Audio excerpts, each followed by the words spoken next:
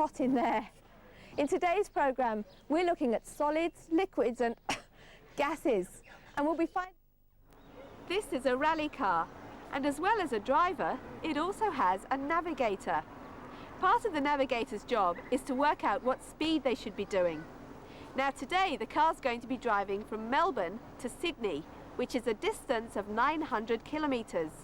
And they know they want to do the journey in 10 hours.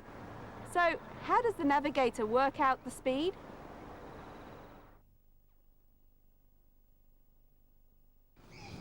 As I said at the beginning of the programme, if you look at any environment, you'll see groups of animals living together. They may be competing, or collaborating, or even parenting. Now, most animals live in the same environment throughout their lives. In a pond, for example. But there are a few animals that move from one environment to another at different stages in their life cycles.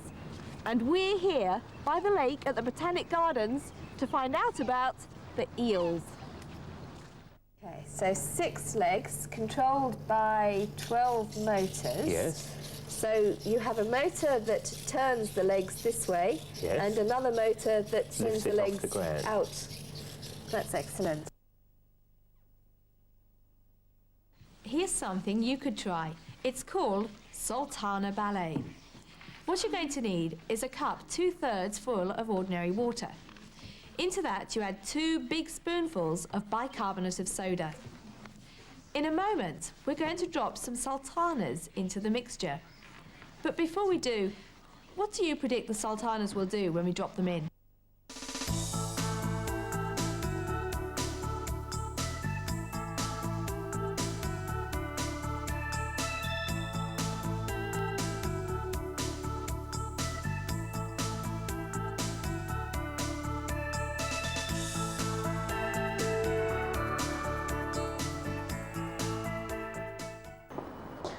I'm going shopping, and today I'm going to shop green.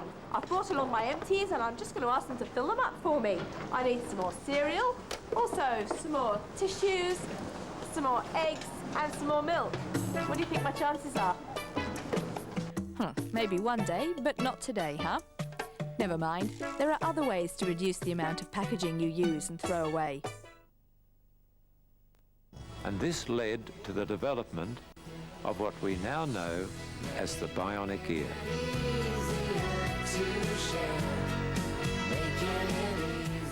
I think everybody must have seen the Telstra ad.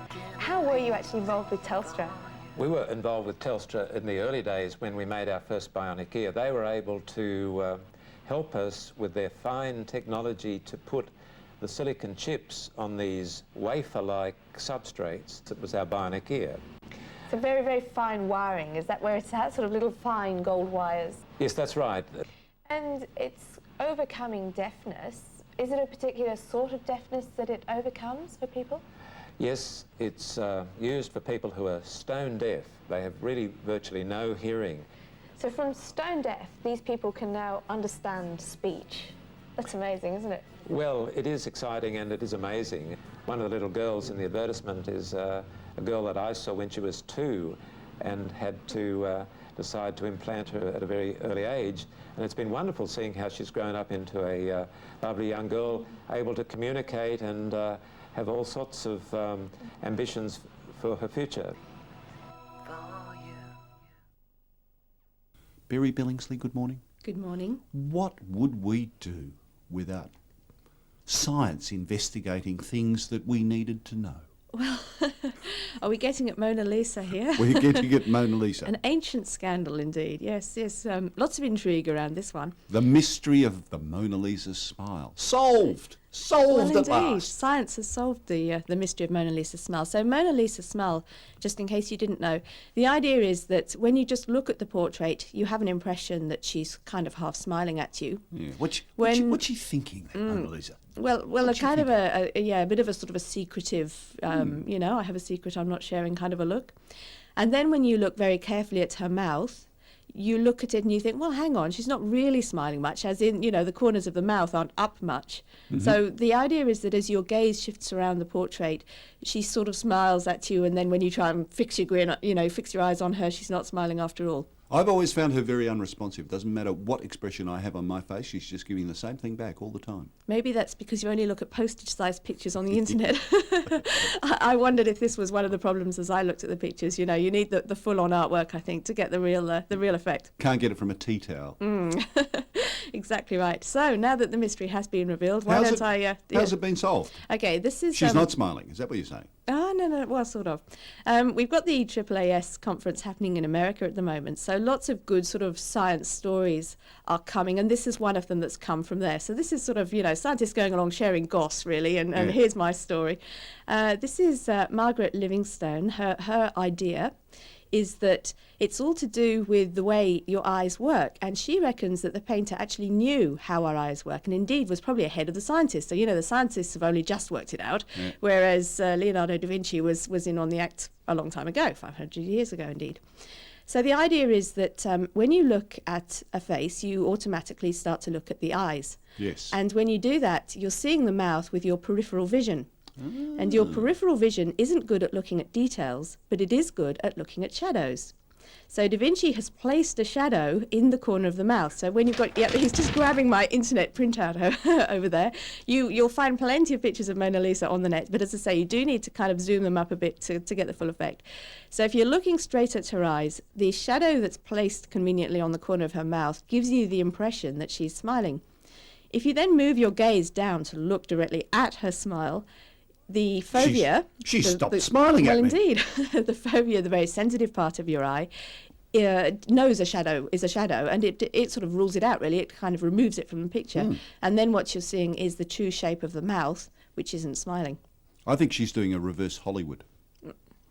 A Hollywood smile. I like doing this all the time. You cover up the mouth, look at the eyes, cover up the eyes, look at the mouth. If you look at a Hollywood photo, the mouth is gorgeous. It's really smiling. Look at those teeth. Oh, she loves me. And then you look at the eyes and you think, it's a corpse. Yes, I have a couple of comments about that one. One is that, whenever you watch these poor people being photographed, you start to see after they've got to kind of the 50th shot and they've been told to smile for the 50th time. Grimace. You know, the poor old cheek muscles have become locked in smile position, whereas the eyes start to lose it. The other thing is, I think I mentioned this a while back, recent research says that we're very easily deceived by smiles, and unless we make a real effort to look for those eye crinkles, we don't pick them up subconsciously. So ordinarily, we're taken in by what you're calling the Hollywood smile.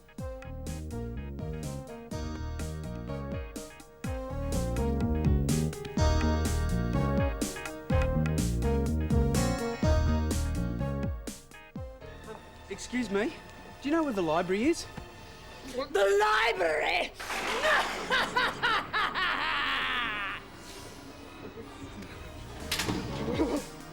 In this episode, why do so many students fear the library? Touring the local library, touring the university library, using CD-ROM, the off-campus library, and a look forward to the cyberspatial super digital library of the future.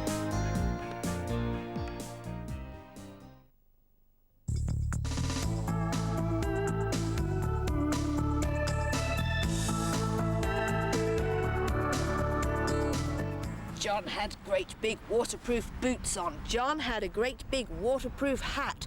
John had a great big waterproof raincoat. And that, said John, is that. Are you ready? Join in with me. John had great big waterproof boots on. John had a great big waterproof hat. John had a great big waterproof raincoat. And that, said John, is that. Stegosaurus. It was another dinosaur. Mog took Stegosaurus into the garden. He ate all the plants. 98 cabbages, 99 cabbages, 100 cabbages. That's a lot of cabbages. Owl was watching the last egg. Out jumped Tyrannosaurus, the most ferocious of all the dinosaurs. Ooh, look at his teeth. They were very frightened. Tyrannosaurus wanted to eat them all. Meg flew home and tried to make a good spell.